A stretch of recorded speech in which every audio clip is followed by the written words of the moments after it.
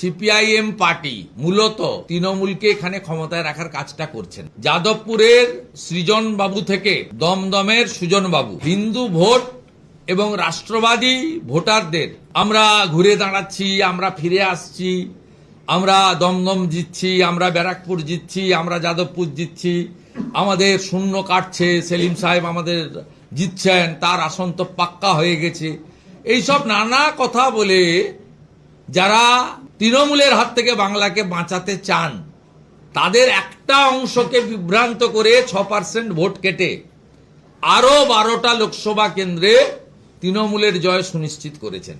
কোন মাইনরিটি মুসলিম এলাকায় CPIM vote পায়নি, তাহলে মোহাম্মদ সেলিম হারতো না। সেলিম সাহেব, সুজন বাবুদের এই ধরনের তত্ত্ব কথায় বিশ্বাস করবেন না। আপনারা ভোট নষ্ট করবেন না, আপনারা নো ভোট টু মমতা করুন এবং ভারতীয় জনতা পার্টি বিশ্বাসযোগ্য এবং প্রকৃত বিকল্প, এটা ইতিমধ্যে প্রমাণিত।